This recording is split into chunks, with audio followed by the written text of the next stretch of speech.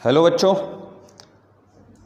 कल हमने पढ़ा था क्लास 11th का एक बहुत प्यारा टॉपिक जिसका नाम था जर्नल एंट्री। जर्नल एंट्री बनानी हमने कल सीखी थी। गोल्डन रूल की हेल्प से कैसे कैसे जर्नल एंट्रीज बनाई जाती हैं, कैसे कैसे हम जर्नल एंट्रीज को मैनेज करते हैं, ये सब चीज़ें हमने कल सीखी थी।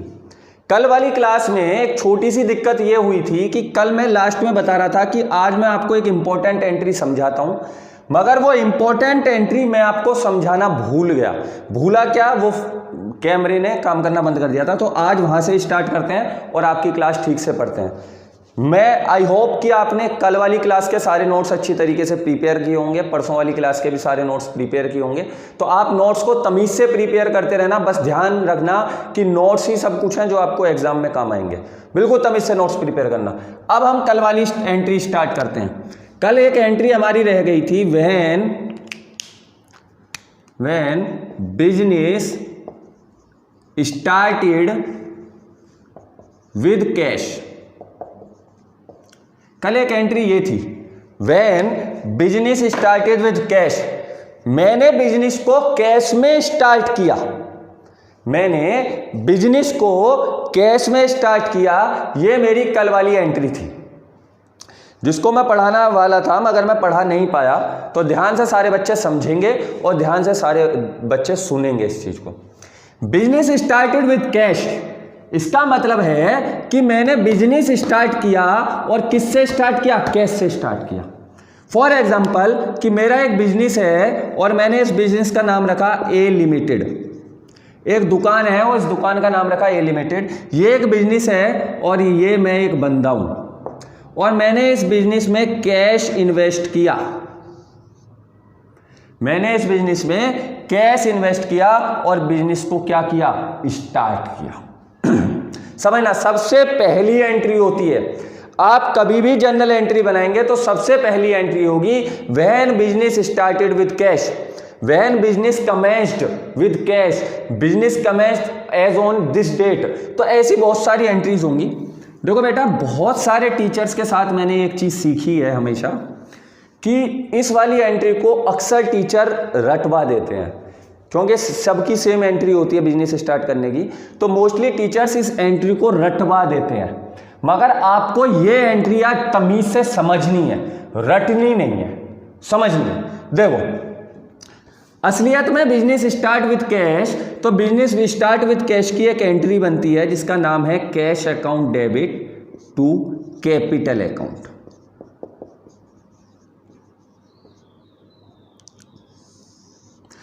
असलियत में यह एंट्री बनती है कि cash account debit to capital account. देखो, आप कभी भी अकाउंटिंग कर रहे होंगे, आप कभी भी जर्नल एंट्री कर रहे होंगे, आप कभी भी रिकॉर्डिंग कर रहे होंगे, सिस्टमेटिक मैनर से काम कर रहे होंगे, तो दो चीज हमेशा ध्यान में रखना कि आप अकाउंटिंग बिजनेसमैन की नहीं कर रहे, आप अकाउंटिंग बिजनेस की कर रहे हो। देखो बता देता हूं, बिजनेस और बिजनेसमैन,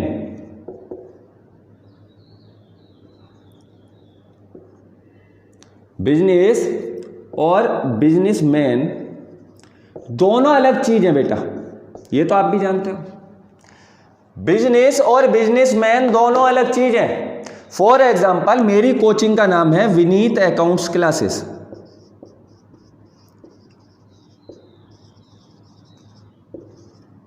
ये मेरा क्या है? बिजनेस, और मेरा नाम है विनीत। फॉर एग्जाम्पल, समझना ध्यान से, बिल्कुल ध्यान से समझना। मेरी कोचिंग का नाम है Vineet accounts classes, Vineet accounts classes, और मेरा नाम है विनीत, मिस्टर विनीत, है ना। अब समझना क्या है सर? समझना क्या है सर? विनीत अकाउंट्स क्लासेस कहती है कि मैं बिजनेस हूं और बिजनेसमैन जो है वो दोनों अलग अलग है। देखो, बिजनेस अलग है, बिजनेस का नाम विनीत अकाउंट्स क्लासेस, बिजनेसमैन का नाम मिस्टर विनीत। तो I am owner of this business, but मैं इस बिजनेस का एक तरीके से एम्प्लॉय हूं। देखो, when business started with cash, तो मैंने बिजनेस स्टार्ट किया, तो मैं विनीत हूं, मैंने अपने पास से पैसा निकाला और बिजनेस में क्या कर दिया, इन्वेस्ट कर दिया, या मैंने बिजनेस को क्या दे दी, कैपिटल दे दी। समझना ध्यान से, बिल्कुल ध्यान से, बहुत बारीकी वाली एंट्री है, बहुत प्यारी एंट्री है। और इस एंट्री की एक सबसे अच्छी खासियत बताऊं आपको, इस एंट्री की सबसे अच्छी खासियत यह है कि आप इस एंट्री को किसी से भी पूछ सकते हैं कि cash account debit to capital account, आपने ये एंट्री बनाई क्यों, रीजन क्या था। 80% लोगों को नहीं पता होता इसका रीजन क्या था, रट्टा मार के रखते हैं, ठीक है। और मेरी आदत है बेटा, मैं अकाउंट्स पढ़ाता नहीं हूं, अकाउंट्स को समझाता हूं, सिखाता हूं। तो समझना ध्यान से, बिजनेसमैन ने बिजनेस के अंदर पैसा इन्वेस्ट किया, मतलब कैपिटल इन्वेस्ट की। तो जब बिजनेस के पास कैपिटल इन्वेस्ट हुई तो बिजनेस को क्या हो गई, इनकम हो गई। बिजनेस को क्या हो गई, इनकम हो गई। बिजनेस के पास आ गई, इनकम हो गई। और बिजनेस के पास आया क्या, सर कैश आया, सर कैश आया। इस बंदे ने इसको कैश दिया, बिजनेस के पास कैपिटल के नाम से कैश आई, वो इनकम हो गई। तो कैश बिजनेस के पास आया, तो बिजनेस के पास आया कैश, तो debit what's comes in, cash आया, तो कैश अकाउंट डेबिट। टू क्या करोगे, टू इनकम। नॉमिनल अकाउंट क्या कहता है, debit all expenses and losses, credit all income and gain, तो टू कैपिटल अकाउंट। देखो इस एंट्री का एक सिंपल सा आंसर है, एंट्री तो आ गई होगी समझ में, कैश आया मेरे बिजनेस के पास, तो cash account debit to capital account. इस एंट्री का एक सिंपल सा लॉजिक है, जब भी कोई कभी आपसे पूछे या एग्जाम में एग्जामिनर ने क्वेश्चन आपके सामने रखा हो कि when business started with cash, entry is cash account debit to capital account, what is the reason, define. तो आप बस 2 लाइन लिखना, क्या कि सर, क्या लिखना कि business is separate legal identity,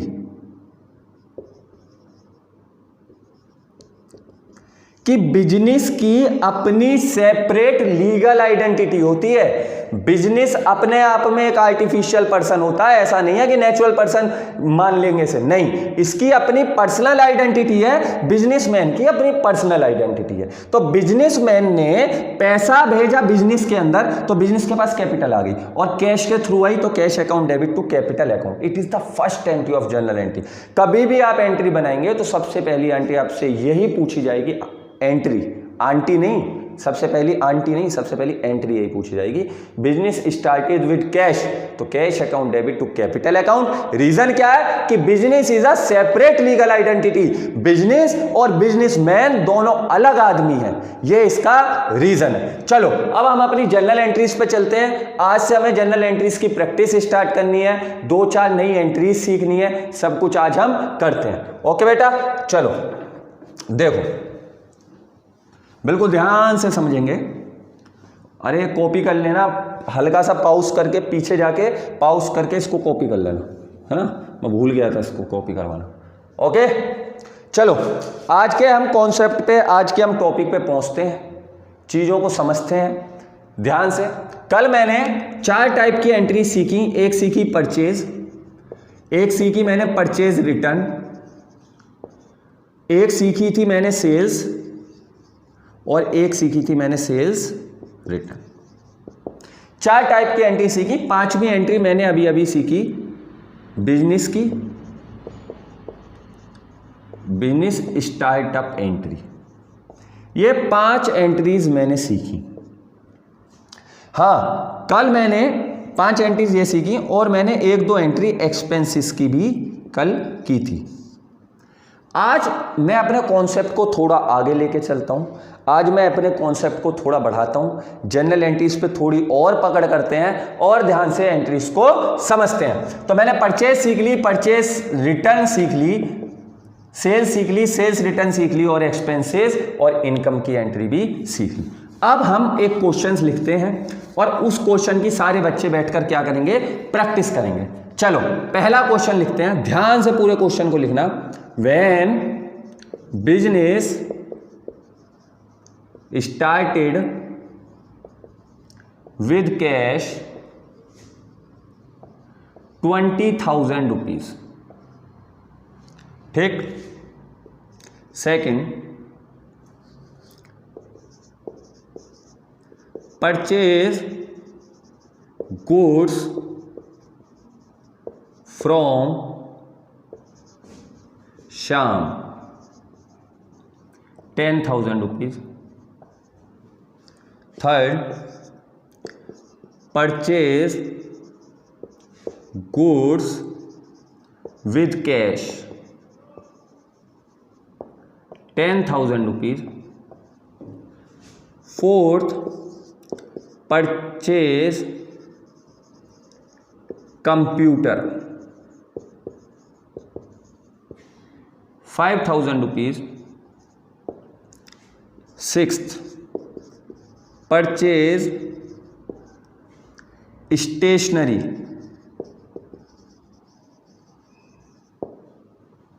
with cash 2,000 rupees. Seven, sales goods with cash,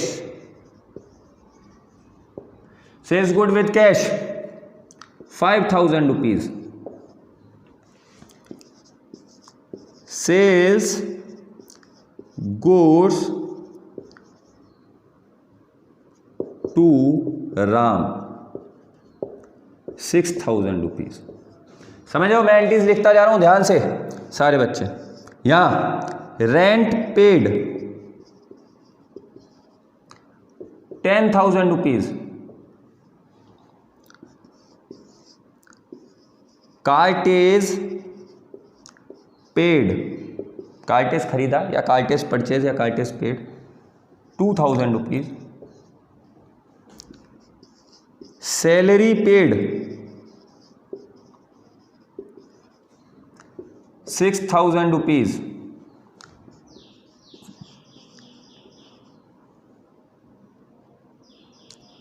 salary received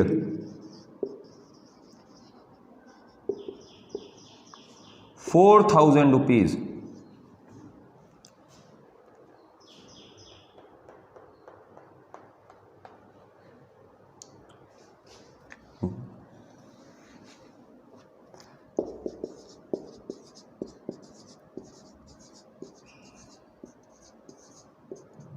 ये थोड़ी सी एंट्री मैंने लिखी क्या कि सर पहली एंट्री एक बिजनेसमैन है, मतलब उस बिजनेसमैन की एंट्रीज हैं क्या कि when business started with cash purchase good from Shyam 10,000 rupees का। अब ध्यान से समझना, एक बिजनेस स्टार्ट किया और बिजनेस स्टार्ट करते टाइम 20,000 रुपीज से मैंने बिजनेस को स्टार्ट किया। Purchase goods from Shyam, Shyam से माल परचेज किया 10,000 का। परचेज गुड विद कैश, मैंने और माल खरीदा, कैश खरीदा 10,000 का। परचेज कंप्यूटर, कंप्यूटर परचेज किया 5,000 का। Purchase stationery 2,000। Sales good with cash 5,000। Sales goods to Ram 6,000। Rent paid, रेंट दिया मैंने 10,000। Cartage paid 2,000। Salary paid 6,000 and salary received 4,000। ये क्वेश्चन आपके सामने ये रहा। अब हम इस क्वेश्चन को सारे बच्चे सोल्व करेंगे और ध्यान से, बिल्कुल ध्यान से आप इस क्वेश्चन को सोल्व करेंगे और तमीज से करेंगे, बिल्कुल फॉर्मेट बना के, अपना फॉर्मेट बना के सोल्व करेंगे।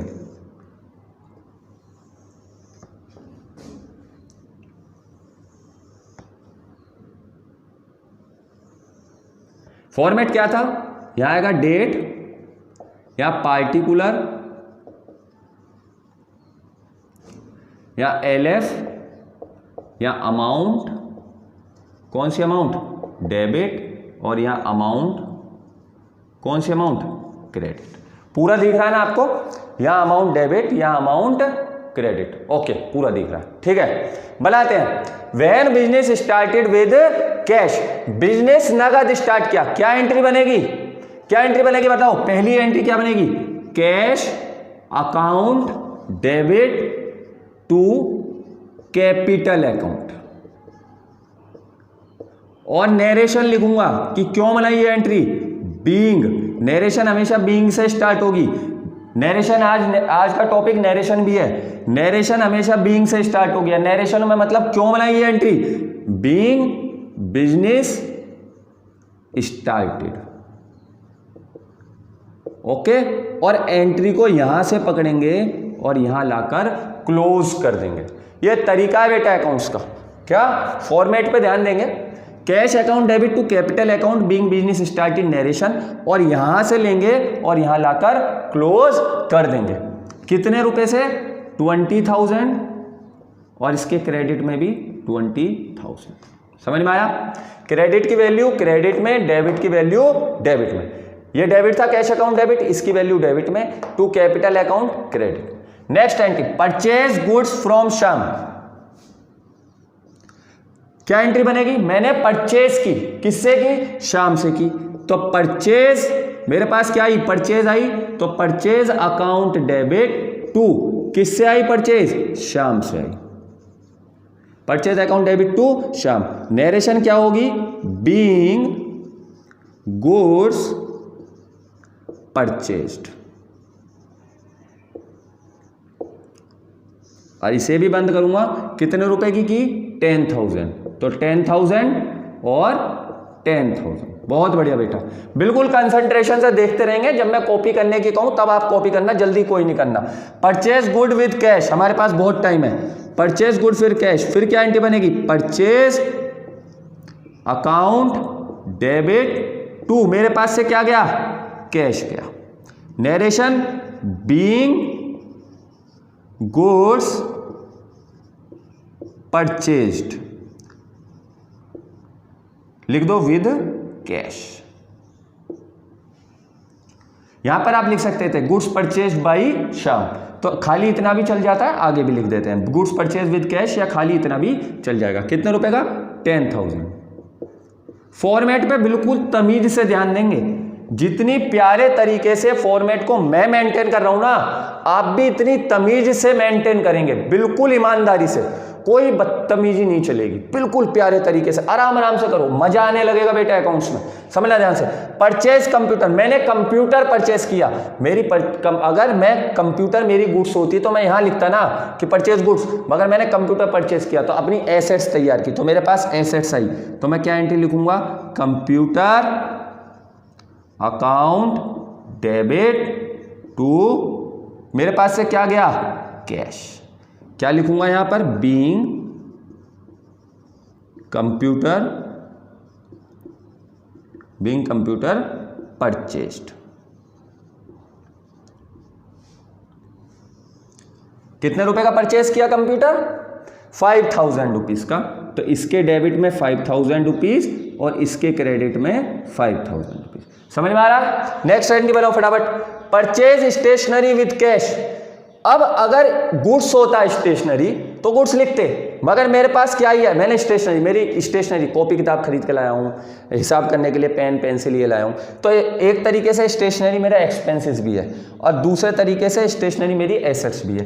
तो स्टेशनरी लिखूंगा STATIONARY, stationery account debit to, मेरे पास से क्या गई सर? कैश गई, टू कैश अकाउंट।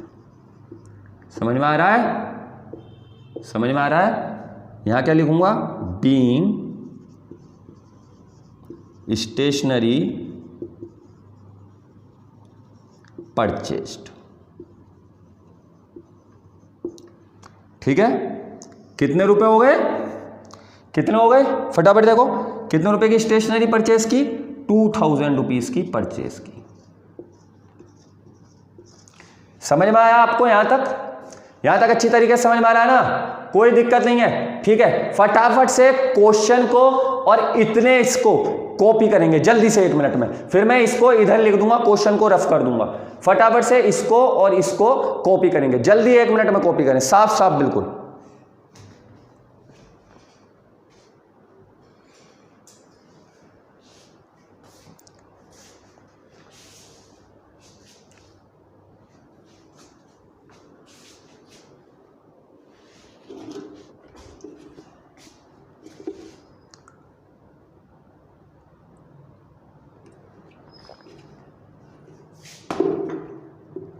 बिल्कुल साफ कॉपी करेंगे, कोई बदतमीजी नहीं चलेगी। बिल्कुल साफ तरीके से।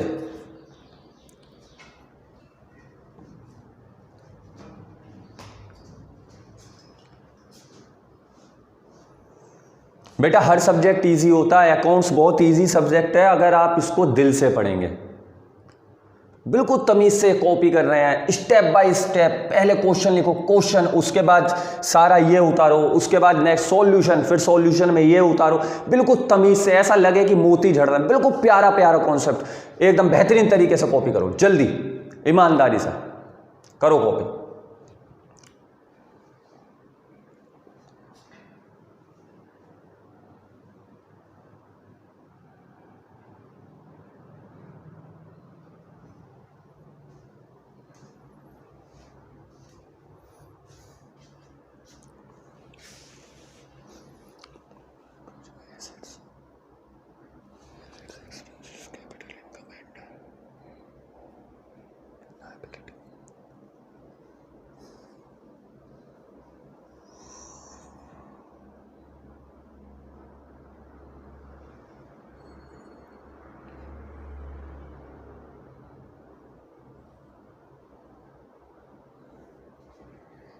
हो गया कॉपी?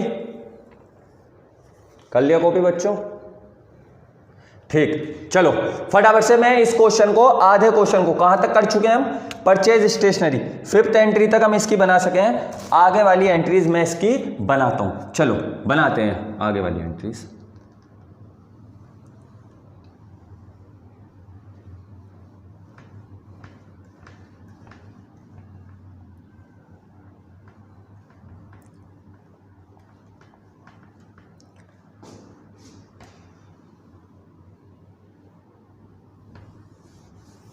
चलो आगे देखते हैं। नेक्स्ट एंट्री क्या है हमारी? नेक्स्ट एंट्री हमारी sales goods with cash. Next entry हमारी सेल्स गुड्स विद कैश। कौन सा नंबर की? 6 नंबर की एंट्री, कि मैंने सेल की गुड्स बेचे कैश में। तो मेरे पास क्या आया? कैश आया। तो कैश अकाउंट डेबिट टू किस से आया? सेल करने से आया। कितना? अब नरेशन लिखनी है इसकी। क्या नरेशन लिखोगे? Being goods sold. क्या नरेशन? Being goods sold. कितने रुपए की आई बेटा? Sale good with cash 6000 rupees. तो मैंने यहां लिखे 6000 डेबिट में अमाउंट और 6000 क्रेडिट में अमाउंट। समझ में आया? बहुत बढ़िया। चलो आगे चलते हैं। 7th एंट्री क्या बोल रही है? Sales goods to Ram. मैंने राम को गुड्स बेचे, तो मेरे पास कैश तो आया नहीं, उधार बेचे, तो राम का नाम आएगा Ram account debit to sale. और narration being goods sold to Ram. कितने रुपए बेटा? देखेंगे। कैश में 5000 थे, सॉरी, कैश में यहां 5000 थे, और यहां हो गए 6000 और यहां भी 6000। आया समझ में? अगली एंट्री रेंट पेड। मैंने रेंट दिया। रेंट क्या होता है मेरे लिए? एक्सपेंसेस, और एक्सपेंसेस को क्या करता हूं? डेबिट। तो rent account debit to cash. यहां लिखूंगा बीइंग रेंट पेड। कितना आ गया बेटा? कितने एक्सपेंसेस रेंट दिया? 10,000 आपने रेंट दिया, तो 10,000 और 10,000। Next entry cartage paid. Same entry होगी, रेंट की जगह पर कार्टेज लिख जाएगा, आप अपने आप इस एंट्री को करेंगे। उसके बाद सैलरी पेड, सेम एंट्री होगी, क्या लिख जाएगा? सैलरी लिख जाएगा, आप अपने आप इस एंट्री को करेंगे। सैलरी रिसीव्ड, नहीं मैं दोनों एंट्री करता हूं, 10th भी और 11th भी, ध्यान से देखना। 10th सैलरी पेड कहता है कि मैंने सैलरी दी, तो मेरे पास से कैश गया, सैलरी मेरा एक्सपेंसेस हो गया, तो salary account debit to cash. Being salary paid, being salary paid, यह एंट्री बनी। दूसरा कह रहा है सैलरी रिसीव्ड। अब समझना ध्यान से, एक नई एंट्री आ गई कि अब पहली एंट्री में मैंने सैलरी पेड की, माना 6000 की और 6000 की। तो कोई उतारेगा नहीं। 6,000 की सैलरी पेड की, तो salary account debit to cash 6,000। अब सैलरी रिसीव्ड, अब मुझे सैलरी मिली, तो जब मुझे सैलरी मिली तो मेरे पास क्या आया, कैश आया, तो मैंने एंट्री लिखी कैश अकाउंट डेबिट। जब मैंने सैलरी पे की थी तो मेरे पास से कैश गया तो मैंने क्रेडिट किया, मगर अब मेरे पास कैश आया तो cash account debit to salary being salary received. अब सैलरी को सर क्रेडिट क्यों किया, क्योंकि सैलरी हमारी क्या हो गई, इनकम हो गई, और नॉमिनल अकाउंट कहता है debit all expenses and losses, credit all income and gain. आया आपके समझ में, आपके इतना समझ में आया?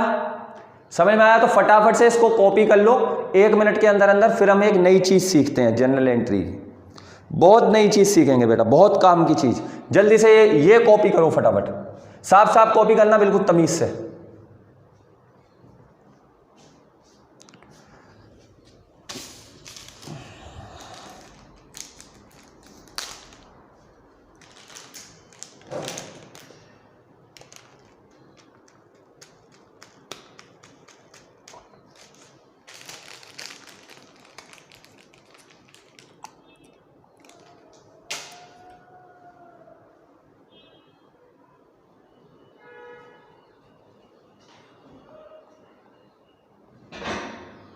हो गया कॉपी? कॉपी हो गया। चलो अब हम आगे लेके चलते हैं अपनी क्लास को, आगे समझते हैं चीजों को। देखो बेटा, मैंने आप सब बच्चों को गोल्डन रूल पढ़ाए थे और मुझे उम्मीद है कि आप सबको गोल्डन रूल लर्न भी होंगे। वो गोल्डन रूल क्या थे, जरा एक बार रिवाइज कर लेंगे अपने मन में। क्या थे? पर्सनल अकाउंट का क्या था, debit the receiver credit the giver. Real account का क्या था, debit what's comes in credit what's goes out. और नॉमिनल अकाउंट का क्या था, debit all expenses and losses credit all income and gain. ये मैंने आपको क्या पढ़ाया था, ये मैंने आपको गोल्डन रूल पढ़ाए थे। आपको याद भी होगा कि पर्सनल अकाउंट 2 टाइप का होता है, एक नेचुरल पर्सन और एक आर्टिफिशियल पर्सन। रिवाइज करो फटाफट। और बेटा रियल अकाउंट कितने टाइप के होते हैं, एसेट्स कितने टाइप की होती हैं, 2 टाइप की, एक टेंजिबल एसेट्स और एक इंटेंजिबल एसेट्स। और थर्ड क्या पढ़ा था हमने, नॉमिनल अकाउंट, जो डिफाइन करता है एक्सपेंसेस और लॉसेस को। तो कॉन्सेप्ट हमेशा याद रखना। अब मैं आपको एक चीज सिखाता हूं नई, जिसका नाम है MODERN। इसका मतलब modern approach.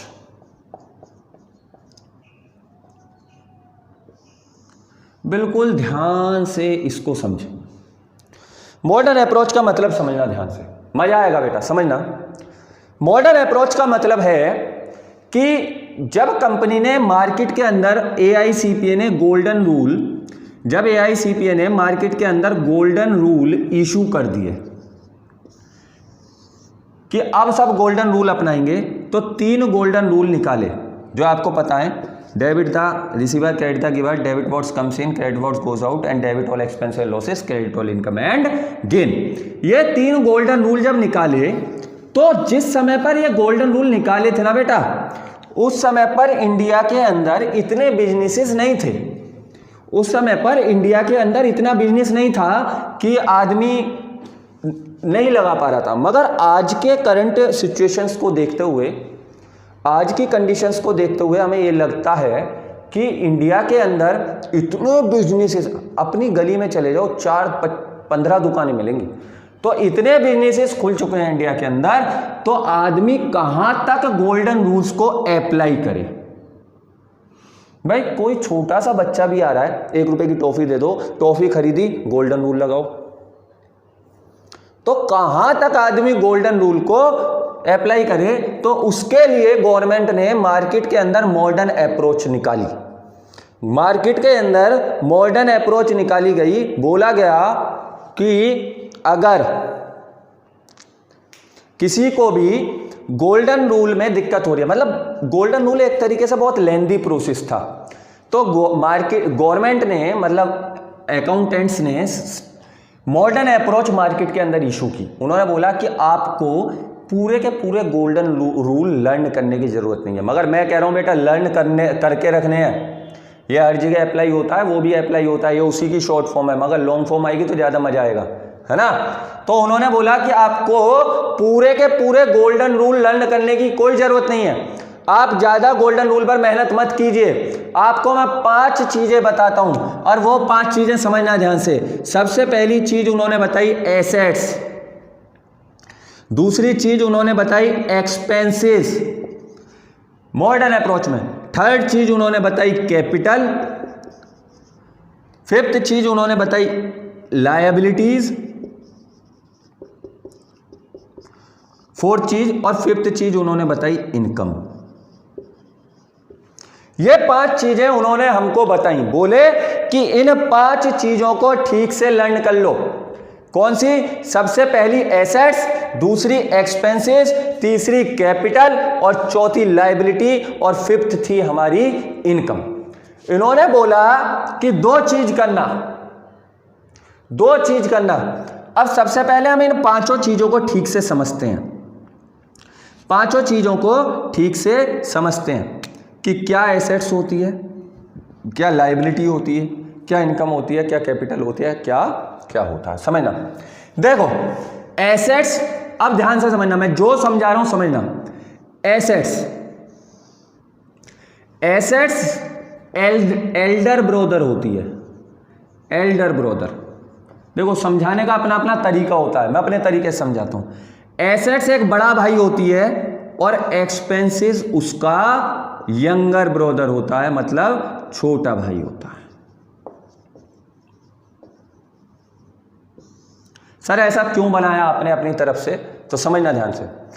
Assets Elder brother होता है और एक्सपेंसेस यंगर ब्रदर होता है। फॉर एग्जाम्पल समझना ध्यान से कि मैं ये मार्कर खरीद के लाता हूं, तो ये मार्कर 30 रुपए का आया।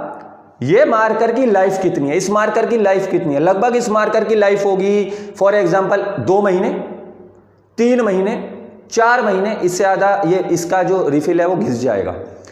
तो ध्यान रखना, मैं ये मार्कर खरीद के लाया, 4 महीने के लिए मैंने एक्सपेंसेस किया, खर्चा किया, मार्कर आ गया, 4 महीने मैंने इसे यूज किया, तो क्या ये एसेट्स में इंक्लूड होगा? क्या ये मेरी संपत्ति है? क्या ये मेरी प्रॉपर्टी है? नहीं, ये एक्सपेंसेस है।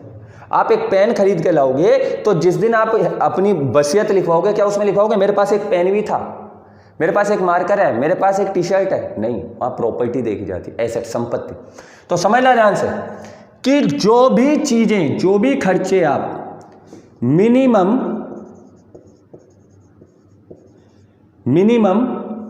या लेस देन 12 मंथ्स के लिए करते हो, समझना, जो भी खर्चे आप मिनिमम या लेस देन 12 मंथ के लिए करते हो, मतलब 12 महीने या 12 महीने से कम टाइम के लिए करते हो, या लिख देते हैं अप टू 12 मंथ्स। 12 महीने तक करते हो, मतलब 12 महीने तक के लिए करते हो, वो आपके एक्सपेंसेस होते हैं। इसकी लाइफ कितनी है? 3 महीने, 4 महीने, 5 महीने, तो ये मेरा खर्चा है। ये टी शर्ट लाया, लाइफ अच्छी है तो एसेट्स है। रुमाल लाया, लाइफ अच्छी है तो एसेट्स है। कम 12 महीने से कम की लाइफ है तो एक्सपेंसेस है। समझ रहे हो ना मैं क्या कहना चाह रहा हूं? आप बुक्स लाए, स्कूल की बुक्स, क्या वो आपकी एसेट्स है? नहीं। क्यों? उस स्कूल के आप उस क्लास में ही 12 महीने रहने वाले हो, 12 महीने रह रहे हो तो अप टू 12 मंथ। आपने कभी देखा हो कोई बच्चा 10th में फेल हो जाता है, दोबारा फिर 10th करता है, फिर फेल हो जाता है, फिर 10th करता है, तो कभी कभी घर के ताना मारते हैं। क्या ताना मारते हैं? भाई तूने तो 10th को अपना वो ही समझ लिया, बिल्कुल प्रॉपर्टी समझ ली, जब 10th ही करे जा रहा है। क्यों? क्योंकि उसका 12 महीने से ज़्यादा का टाइम हो गया। तो अगर आप अप टू 12 मंथ, 12 महीने तक के लिए कोई खर्चा कर रहे हैं तो वो आपका एक्सपेंसेस होता है, और मोर देन 12 मंथ के लिए अगर आप कोई खर्चा कर रहे हैं तो वो आपकी एसेट्स होती है। अगर आप 12 महीने से ज़्यादा के लिए, फॉर एग्जांपल आप एक डबल बेड खरीद के लाते हैं, डबल बेड क्या 12 महीने चलेगा? नहीं, वो तो 12-12 साल चलेगा, तो वो आपकी एसेट्स है। आपने कोई लैंड खरीदी, लैंड 12 महीने चलेगी? नहीं, वो 12 महीने से ज़्यादा टाइम तक चलेगी, तो वो आपकी एसेट्स है। आपने कोई बिल्डिंग खरीदी, वो 12 महीने चलेगी? नहीं, वो 12 महीने से ज़्यादा टाइम के लिए चलेगी, तो वो भी आपकी एसेट्स है। आप एक पेंसिल खरीद के लाते हैं, क्या वो 12 महीने चलेगी? नहीं सर, वो तो 12 महीने से कम टाइम के लिए चलेगी, तो वो आपकी क्या है? एक्सपेंसेस है। ऐसा ही बात करता हूं लायबिलिटी की और इनकम की। लायबिलिटी एल्डर ब्रदर होता है और इनकम यंगर ब्रदर होती है। समझना ध्यान से मैं क्या समझा रहा हूं। एसेट्स और एक्सपेंसेस दोनों छोटे और बड़े भाई हैं, ये छोटा भाई, ये बड़ा भाई। ऐसे लायबिलिटी, ये बड़ा भाई, ये छोटा भाई। इनकम क्या कहती है? इनकम कहती है कि अगर आपने कोई कमाई अप टू 12 मंथ्स की है, मतलब बस 12 महीने के लिए, जैसा कैश, या जैसे आपने पेंसिल बेची, पैसा आया, तो अप टू 12 मंथ के लिए अगर आपने कोई कमाई की है तो वो आपकी क्या होती है? इनकम। जैसे सैलरी, एक महीने की सैलरी मिली, अगले महीने फिर मिलेगी ना, तो आप उस सैलरी को पूरे महीने में उड़ा देते हो, तो वो आपकी 12 महीने की लायबिलिटी, मतलब 12 महीने से कम टाइम की लायबिलिटी है, तो वो आपका यंगर ब्रदर। और अगर आपने कोई चीज 12 महीने से ज्यादा टाइम के लिए ली गई है, मोर देन 12 मंथ की है, तो वो आपकी क्या होगी? लायबिलिटी हो। फॉर एग्जाम्पल आपने किस्तों पर मकान लिया, तो लायबिलिटी। तो ध्यान रखेंगे, 12 महीने से कम टाइम के लिए अगर कोई चीज की गई है तो एक्सपेंसेस, 12 मंथ से ज्यादा टाइम के लिए कोई चीज की गई है तो एसेट्स, 12 महीने से कम टाइम के लिए कोई चीज की गई है तो इनकम, 12 महीने से ज्यादा टाइम के लिए कोई चीज की गई तो लायबिलिटी। 12 महीने मतलब एक साल। फटाफट आप इसको कॉपी करेंगे, फटाफट आप इसको कॉपी करेंगे, जल्दी से कॉपी करेंगे, फिर मैं मॉडर्न अप्रोच के रूल बताता हूं। जल्दी से कॉपी करेंगे आप सारे बच्चे, इसको तमीज से कॉपी करेंगे सारे बच्चे।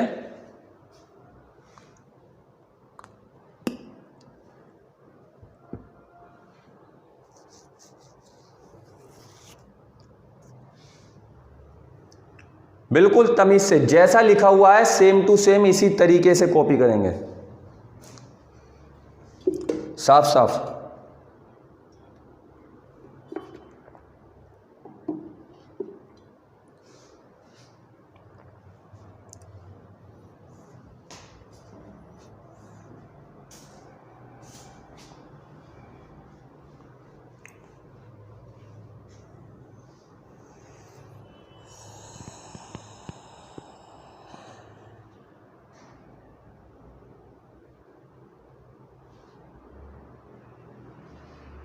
चलो, आपने कॉपी कर लिया होगा। अब हम आगे इस कॉन्सेप्ट को लेकर चलते हैं, बिल्कुल आगे ध्यान रखना। अब बताता हूं, मैंने समझाया था अभी कि एसेट्स क्या होती है, एक्सपेंसेस क्या होते हैं, कैपिटल क्या होती है, लायबिलिटीज क्या होती है और इनकम क्या होती है, एल्डर ब्रदर यंगर ब्रदर। अब इनके हम रूल पढ़ते हैं। देखो, इन्होंने बोला कि 2 पॉइंट होते हैं, एक होता है डेबिट, एक होता है क्रेडिट। एक होता है डेबिट, एक होता है क्रेडिट। कहता है कि अगर एसेट्स इंक्रीज हो रही हैं, मतलब इंक्रीज, बढ़ रही हैं, तो आप उसको डेबिट कर दो, और एसेट्स डिक्रीज हो रही हैं, मतलब घट रही हैं, तो आप उसको क्रेडिट कर दो। एक्सपेंसेस इंक्रीज हो रहे हैं, इंक्रीज, तो आप उसको भी क्या कर दो? डेबिट कर दो। और एक्सपेंसेस डिक्रीज हो रहे हैं, मतलब कम हो रहे हैं, तो आप उसको क्या कर दो? क्रेडिट कर दो। कैपिटल अगर डिक्रीज हो रही है तो आप उसको डेबिट करेंगे, कैपिटल अगर इंक्रीज हो रही है तो आप उसको क्रेडिट करेंगे। समझ में आ रहा है? अभी समझना, दिमाग चला दो जितना भी चलाया आपने, जितनी भी एंट्री बनाई है ध्यान रखो, कभी एसेट्स आई तो आपने डेबिट किया या क्रेडिट किया, ध्यान रखना। अभी चलाएंगे दिमाग को। लायबिलिटी देखते हैं, decrease, decrease, increase, increase, decrease और इंक्रीज। ऐसे ही ये डिक्रीज और ये इंक्रीज। लगाओ दिमाग, अगर एसेट्स इंक्रीज हो रही है तो आप उसको डेबिट करेंगे, और अगर एसेट डिक्रीज हो रही है तो आप उसको क्रेडिट करेंगे। ये मॉडर्न अप्रोच कहती है, गोल्डन रूल से अलग है थोड़ी, मगर समझना गोल्डन रूल में से मॉडर्न अप्रोच बनी है।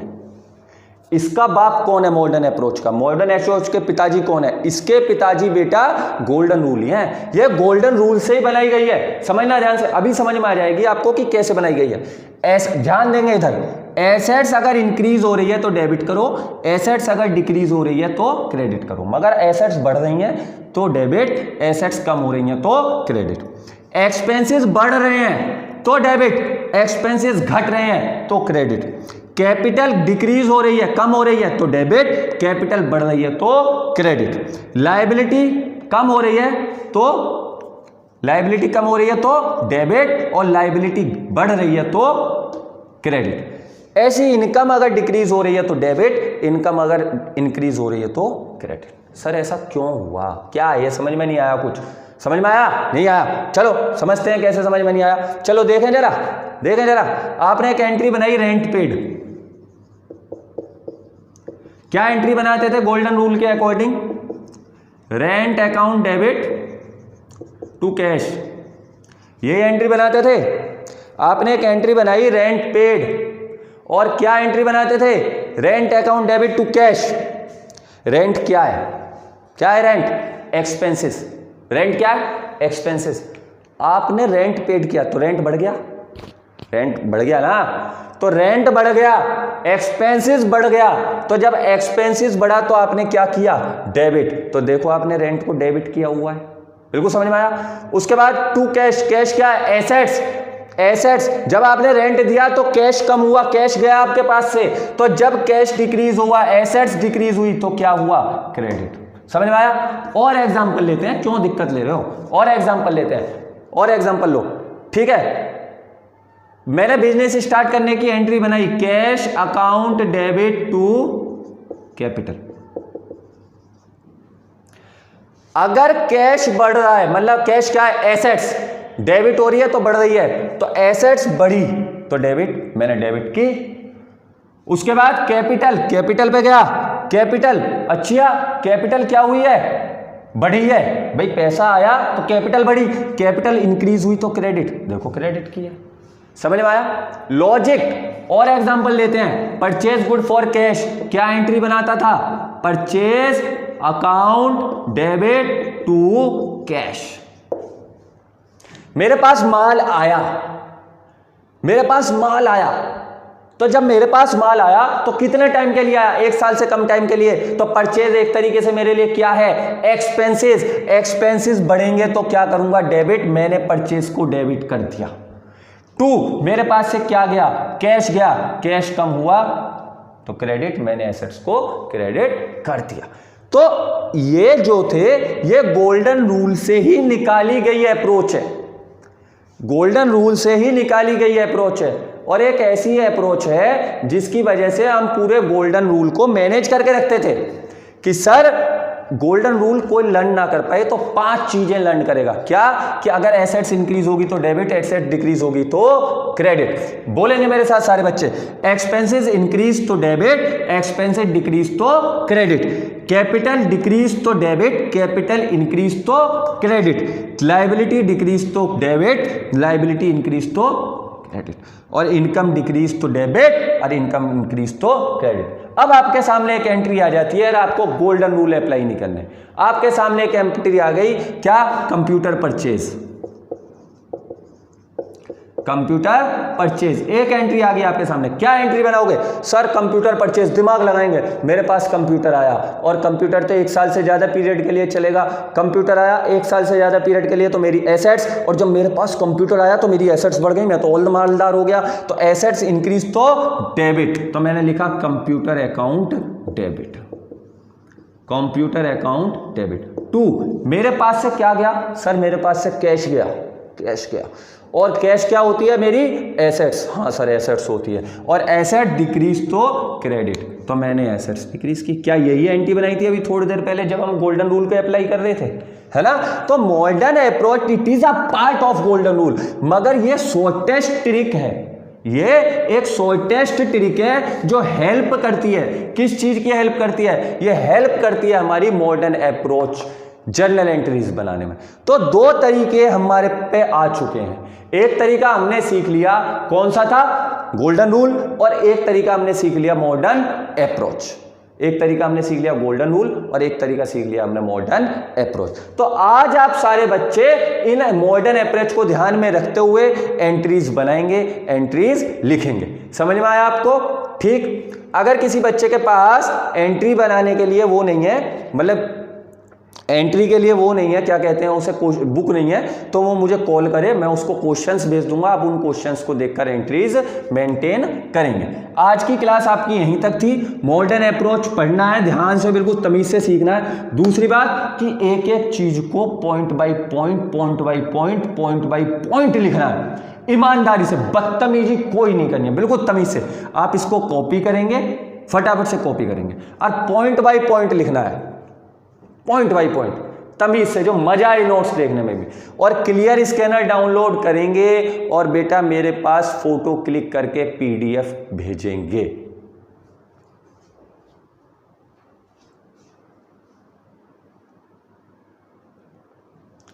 पॉइंट बाय पॉइंट लिखना है। सबसे पहले मैंने वो क्वेश्चन लिखा, फिर एंट्रीज लिखी, उसके बाद मॉडर्न अप्रोच, एसेट्स क्या होती है, एक्सपेंसेस क्या है, कैपिटल क्या है, लायबिलिटी क्या है, इनकम क्या, अपनी लैंग्वेज में लिख लो जो समझ में आए। उसके बाद इंक्रीज होती है तो क्या होता है, डिक्रीज होती है तो क्या होता है, एक्सपेंसेस इंक्रीज होते हैं तो क्या होता है, डिक्रीज होते हैं तो क्या होता है, कैपिटल डिक्रीज होती है तो क्या होता है, इंक्रीज होती है तो क्या होता है। ये सारी चीजें आपको आज वाली क्लास में लिखनी है। ओके, पाउज करके कॉपी कर लेना। आज की क्लास हमारी यहीं तक। Okay, thank you. कल वाली क्लास में हम आगे के पार्ट्स पढ़ेंगे और अब थोड़ा सा हम रूटीन पे आते हैं अकाउंट्स के। तो जिसके पास बुक नहीं है, क्वेश्चंस चाहिए, वो क्वेश्चंस ले ले मुझसे व्हाट्सएप करके या कॉल करके, और ये आपको तरीके से पढ़ना है। ओके, थैंक यू बेटा। बार बार बता रहा हूं, तमीज से लिखना। क्लियर स्कैनर एक एप्लीकेशन है, उसको डाउनलोड कर लो, उससे पीडीएफ वो उससे फोटो क्लिक करो, पीडीएफ बनाओ और मुझको भेजो, जितना अभी तक पढ़ा है, साफ साफ तमीज से। ओके बेटा, थैंक यू बेटा।